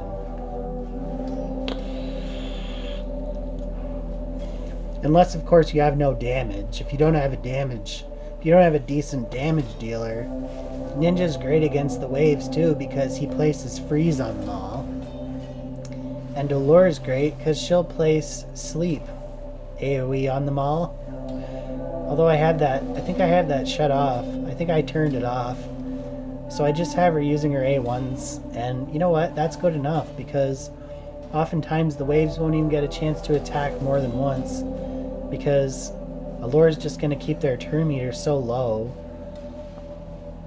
They're so slow that, yeah, having ally protect, or counterattack or ally attack with Allure is the way to bring her to her full potential, I think. I even have her in an attack chest right now. That's because she didn't need the HP chest anymore. That's one of the benefits to having a guy like Nekhret on your team. You can, if you're just using a character for dungeons, just throw an attack chest on them and just deal a little bit more damage because you don't need to keep them alive. Nekhret will do that for you. Actually, 𝓬𝓭𝓪 actually is pretty good. She does have a 3-hitter on her A2. Or her A3 is a 3-hitter, so actually she does have a little bit of utility against the Fire Knight, but as you can see there, we really got to get through a bunch of level 280 very tanky waves, and without someone like 𝓬𝓭𝓪 just relying on a ninja to do the damage to those waves, it's possible, but it basically makes it a 10-minute run, so it's not ideal. And you don't need that many support champions to begin with. All you need is Nekhret and Godseeker, or Nekhret and 𝓷𝓵𝓪, or Nekhret and 𝓬𝓸𝓵, or add even 𝓘𝓿𝓮. The list goes on of possible replacements you could have in this comp for Fire Knight.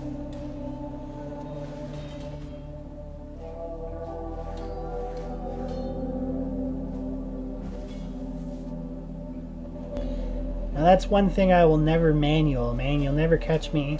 Yeah, clan boss is one thing because you only got to do that like 3-4 times a day. If you're active on this game, you only really have to get the only real things that you want are the top chest in Nightmare, and if you can do it, the top chest in Ultra Nightmare. But the top chest in Brutal is okay. You can get Void Shards and Epic Books from that too, but I don't really care. Even if I don't, say I miss Brutal and all I can do is the 2 keys on Nightmare for the day, that's fine. But I'm never going to be manualing a dungeon, so all my teams are full auto on dungeons.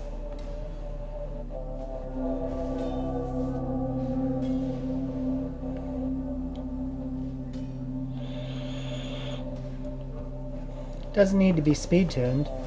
Just make your team go as fast as you can. A team like this, you just want to make it go as fast as you can.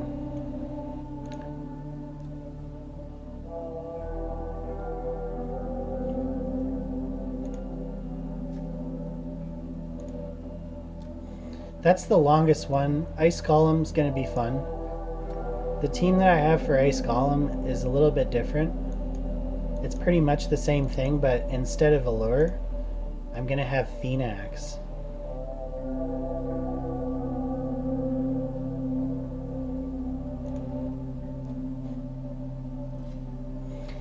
And as you know, what 𝓑𝓏𝓪 can do is he'll bring in a couple of nice things: block buffs, block active skills, which is really good on the waves, and then block revive for the minions.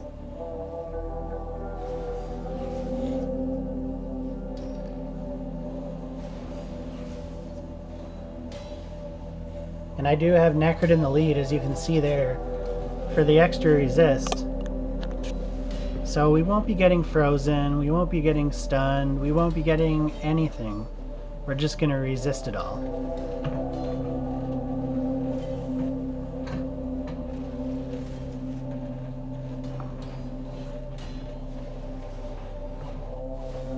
They're not going to be placing any unkillables, they're not going to be placing any block damage. The second wave has a nasty reflect damage. If 𝓑𝓏𝓪 places block buffs or block active skills on them, they're not going to be able to play all that crap.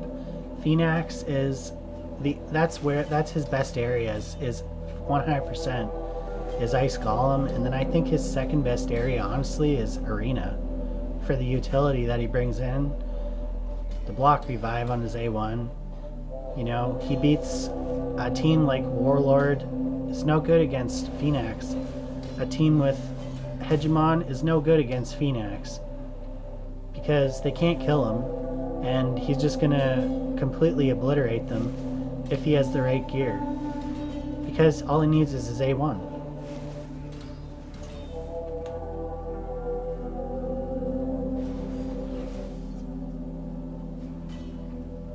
And I have him HP tuned as well. He's the lowest HP on my team, so he's never dying. He's always going to have that active ally protect up at all times.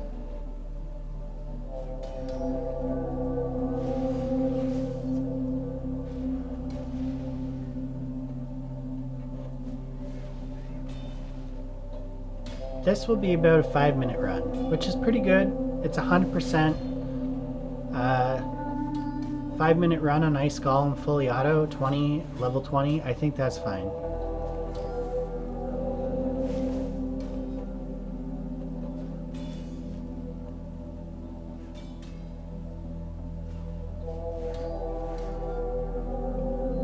But yeah, this second wave, I've had this in some comps that I've used before.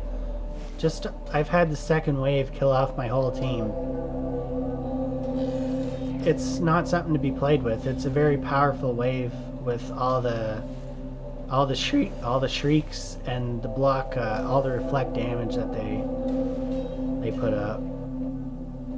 You gotta have a way to deal with it.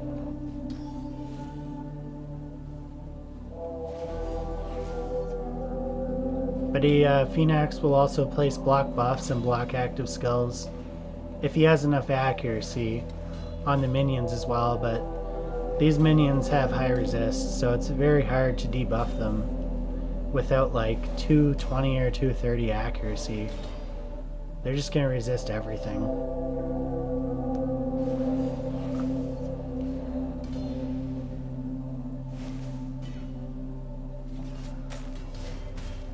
You don't need to block the revive with Phoenix, but it just makes the run go a lot quicker if he does manage to land it. But in the runs that he doesn't manage to land it, it'll take like an extra 2 minutes to do the run. It kind of sucks, but it is what it is. You do what you got to do until you can get those massive like end game teams that those like bad L, like double bad L, just kill the boss with poisons and never have to worry about the slam type builds, then, or the royal guard, double royal guard, kill the boss in 2 shots type deal. This is the team to go. This is the type of team you want to go with. Is a type of team that can keep themselves alive and not have everybody all die at once, basically.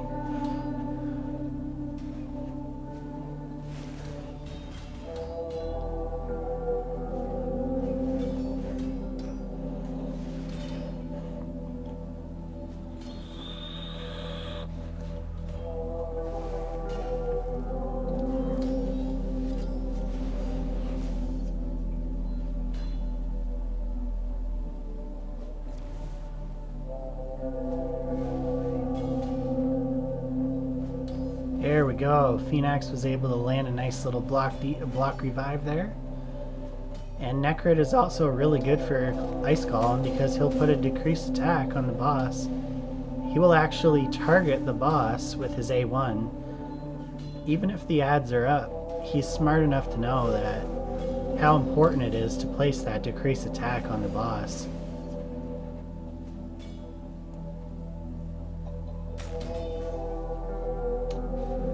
And see, I don't know why it doesn't work sometimes. See, there's an example of her passive didn't place the revive on death on Nekhret for some reason, but she had it.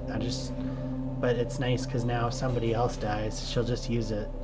So I don't know why it works that way, but sometimes it just glitches out where, like, see, there you go, like, she had it for Nekhret but didn't use it. It's weird. I don't understand that. And then 𝓬𝓭 just got revived up anyway.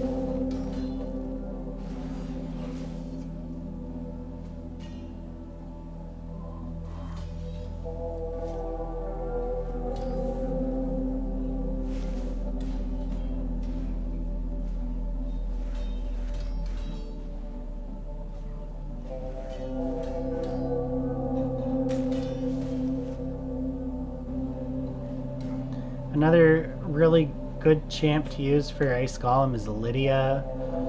You can get Lydia by completing Faction Wars, so if you're super endgame, obviously you're going to have Lydia. And what she'll do is whenever your opponent tries to revive a champion, Lydia will block that revive and revive someone on your team. So, really nice there.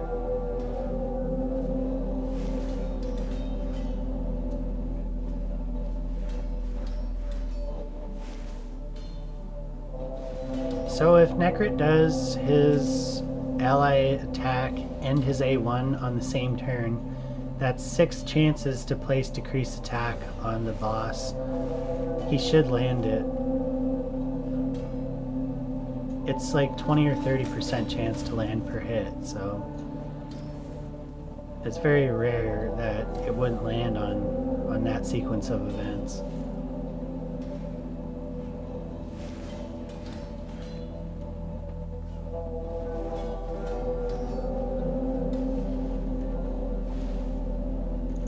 Yeah, BlueStacks is running really slow right now. That's another reason why these runs are taking so long.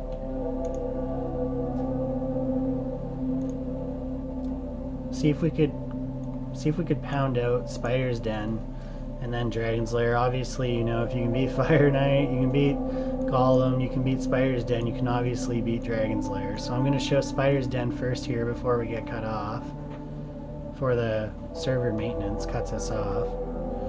For this team, I got Venus, AoE HP burn, great, plus 33% ally HP aura in all battles. Geomancer for the reflect damage, and Stonewall passive, which is 15% less damage to the entire team. Mazo Mage for block debuffs, increased defense and increased crit rate, as well as decreased speed on his A1, a cleanse on his A3, and a full team heal. And Nekhret and Godseeker. This is a 100% run, usually between 2.5 to 3 minutes, full auto. It's just, you don't have to target the Mother Spider with Geomancer unless you want to speed up the run. In this case, I won't do it. I'll just show you that it can be done without touching any buttons.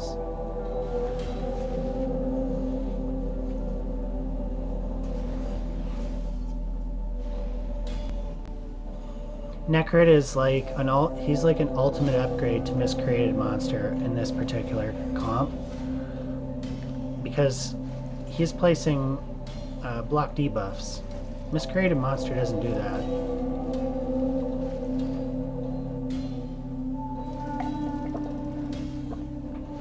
He also has ally attack, and Miscreated Monster doesn't have ally attack.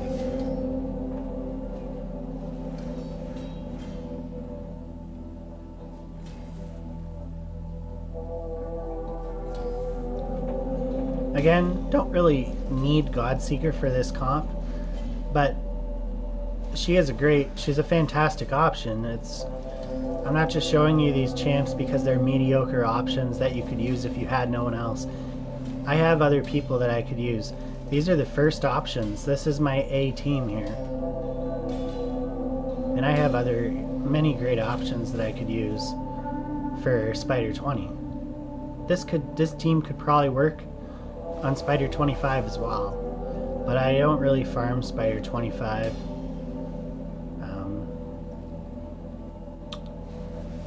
Probably be better to use Rector Drath instead of Godseeker for Spider 25, just because she offers a lot more damage mitigation, bigger heals, plus a better revive. I think a better revive because she actually places a veil on the champion that's revived so that they basically can't get attacked once they get revived. Godseeker doesn't do that.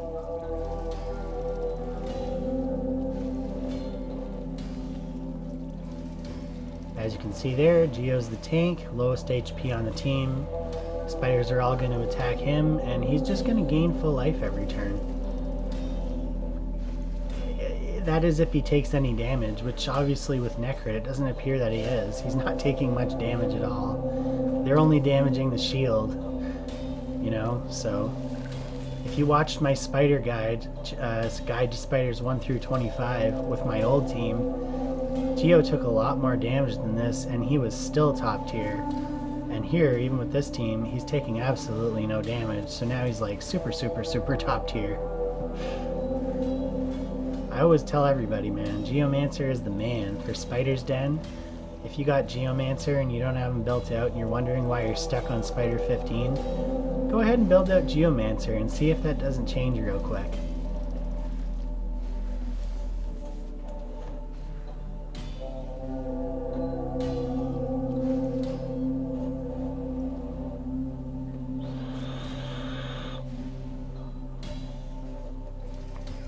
And see, it's nice, because once they take off that shield, Nekhret will just put another shield on him. So, as long as he has an ally protect, 𝓬𝓬𝓪 is invincible.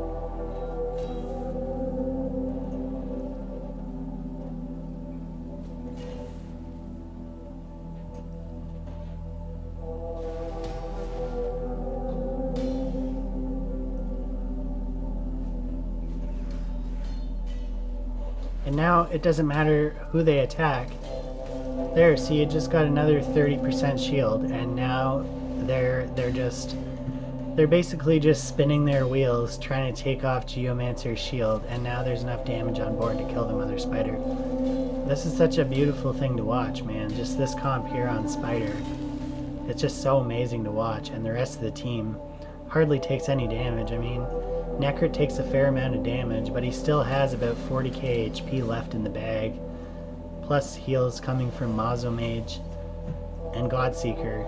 He's in no immediate danger of dying, plus the 60% increased defense from 𝓬𝓬𝓪. He may as well be invincible.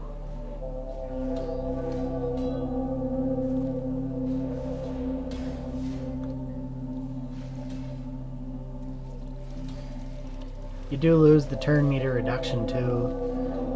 When you don't target the mother spider with 𝓬𝓬𝓪, you just let it run on full auto. It will take longer because she's going to get another turn here. If you target the mother spider, 𝓬𝓬𝓪 will decrease her turn meter as well with his A3, which is another reason why 𝓬𝓬𝓪 is so good in Spider 20, because he does a full turn meter reduction of the mother spider, as long as he actually targets her with the ability. So, there we go. And then Spider's Den, or Dragon's Lair is a joke, man. I can do a 3-man Dragon's Lair. I don't even use Nekhret or Godseeker, man. I just use, I wouldn't even use them in Dragon's Lair, man. I would use a team like this. Arbiter, Ninja, and Zargala. That's it. That's all you need. And then 2 food champs. It's a 3-minute run, same as if you had 5 champs. And I can't even do it because of fucking server maintenance, so I'm not even gonna do it, man. Can't show you guys anything more. I'm completely locked out because of the server maintenance right now. So that's it. That's the end of the video. If you're new to the channel, go ahead and hit the subscribe button, leave a like, leave a comment in the comment section. What that does is it helps other people who may not be able to see this video otherwise. It will show up on their news feed, and then they'll be able to click on it and see it. Okay, man, so thanks for watching the video. I had a great time building out these champs, and these champs, man, are account changers 100%. Even for players that have a lot of legendary champs in their account, these champions will bring unique things to the table that other champions just won't have, like the Revive on Death passive, and on the Revive, the reset of cooldowns for Godseeker, and then Nekhret. Just his abilities, man, are just so broken right now. If they don't nerf this guy at some point in the future, I think the only reason they don't nerf him, honestly, is because of Madame Seris. Is because Madame Seris leaves your team with, it goes from having 70 debuffs, 70 buffs, to now all you have is 1 ally protect. That's it. So 𝓬𝓮𝓵𝓬𝓴 is just, that's probably the reason that they don't. And then I guess too, like Nekhret kind of helps balance out the realm of Arena, because now all of a sudden teams aren't able to just build super nuky teams that can just nuke you out in one turn. Well, now they have to actually consider the fact that there's a lot of Nekhret builds, and maybe I should diversify my team a bit and not just be all, full force. Let's go 2 speed, speed lead, speed boost, into a drop defense and then a big nuke. We can't do that anymore, because if Nekhret's on the team, that's not going to work. It's just not going to work. So if you're new to Raid and you want to start playing, I'll leave the referral link in the description. You can go and click my referral link and start playing this game today. And there's a giveaway on the channel. And if you get your account up to level 50, I'll PayPal you $10. Okay? And if you're inactive for a week or two, I'll know that you probably stopped playing, and I'll just take you off the list and we'll put someone new on. It's that simple. So that's really all I got, man. Godseeker getting a 10 out of 10, man. If I could give them a higher rating, I would. Same with Nekhret. I give them all 5s. There's nowhere they're not good in this game. You've seen it right here. You could even play them on Dragon if you really wanted to, but they're not needed. That's how easy Dragon is. But if you have no other champs and you really need some help in Dragon, they will definitely help you in Dragon. Okay? So with that, I'm getting out of here for today. Peace out.